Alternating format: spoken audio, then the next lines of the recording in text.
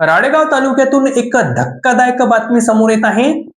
यवतमाळ जिल्ह्यातील राळेगाव परिसरातून अल्पवयीन मुलींना परराज्यात विकले जात असल्याचा अत्यंत खळबळजनक आरोप भारतीय जनता पक्षाचे जिल्हाध्यक्ष प्रफुल्ल चव्हाण यांनी केला आहे। या गंभीर प्रकारामुळे संपूर्ण यवतमाळ जिल्ह्यात मोठी खळबळ उडाली असून महिला व मुलींच्या सुरक्षतेचा प्रश्न पुन्हा एकदा ऐरणीवर आला आहे। प्रफुल्ल चव्हाण यांनी दिलेल्या माहितीनुसार राळेगाव भागातील गरीब कुटुंबातील अल्पवयीन मुलींना लक्ष्य केले जात आहे। या मुलींना साधारणपणे 80,000 ते 1 लाख रुपयापर्यंत कर्नाटक राज्यातील बंगळूर व इतर मोठ्या शहरांमध्ये विकले जात असल्याचा संशय आहे।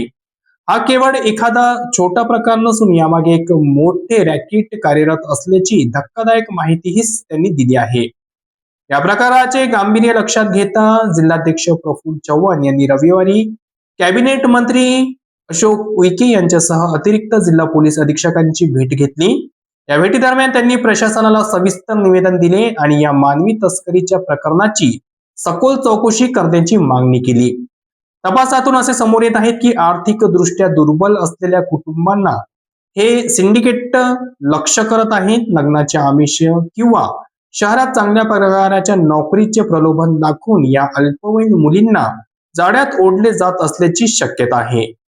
हा व्यवहार केवळ महाराष्ट्र आणि कर्नाटक पुरता मर्यादित नसून याचे धागेदोरे इतर राज्याशीही जोडलेले असू शकतात। स्थानिक एजंट हे परराज्यातील मोठ्या दलालांच्या संपर्कात असून मुलींना सीमेपलीकडे नेण्यासाठी पॉइंट्सचा वापर केला जात असल्याचा संशय व्यक्त होत आहे। या प्रकरणावरून यवतमाळ जिल्ह्यातील विविध सामाजिक संघटनांनी संताप व्यक्त केला असून जर 7 दिवसाच्या आत ठोस कारवाई झाली नाही तर तीव्र आंदोलन छेडण्याचा इशाराही देण्यात आलेला आहे। याबाबत आदिवासी विकास मंत्री अशोक उईके यांनी प्रसार माध्यमांना माहिती देताना सांगितले की या प्रकरणी पोलिसांना सखोल तपास करण्याचे निर्देश देण्यात आले आहे। सोबतच पोलिसांनी काही लोकांना चौकशीसाठी ताब्यात घेतले असून या प्रकरणी गुन्हा सुद्धा दाखल करण्यात आला आहे, अशी माहिती त्यांनी रविवारी दिली। कल्याणी हत्या करते वाटतं ते काम?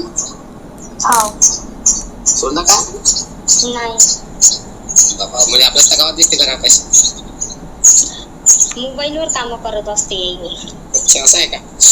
तिचे काम तिने जेल झालती ना या कामासाठी, तर म्हणून ते फक्त मोबाईलवर करते, जात नाही कुठं। आता जर तिचं नील झालं ते तर जाते मग।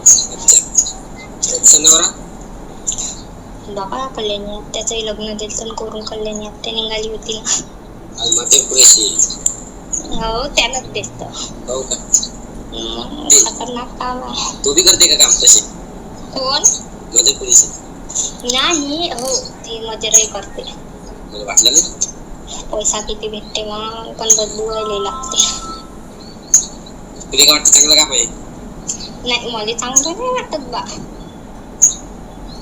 सांगत हा पैसा भेटते पण बदलवायला लागते। अच्छा तिघ चौघच आहे का फक्त म्हणजे पोरी विकते काढ? बापरे फक्त 3-4? रॉकेट आहे यांचं। बापरे नाही या सामान।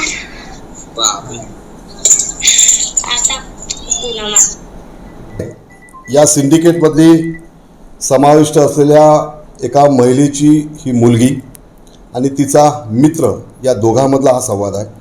या संवादातून असं लक्षात येतं की किती प्रकारचे अनेक 6-7-8 लोकांची ती नावं घेते आहेत वेगवेगळ्या गावच्या।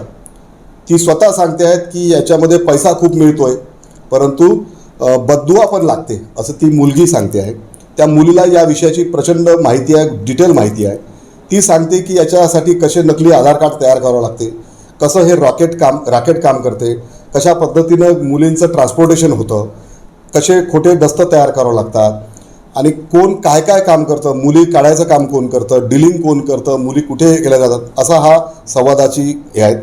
पोलिसांना जर हा कदाचित आम्ही व्हिडिओ आमच्या हातात नसता लागला तर कदाचित हा प्रकरण पोलिसांनी केव्हाच संपवून टाकलं असतं किंवा दाबल्या गेलं असतं।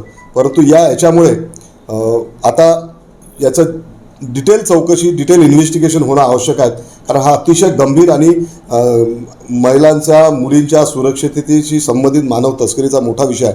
त्यामुळं पोलिसांवर आमचं विनंती आहे, त्यांच्यासोबत आमचा संवाद सुरू आहे आणि आशा आहे की पोलीस याच्या खूप खोलात जाऊन सर्व तपास करतील।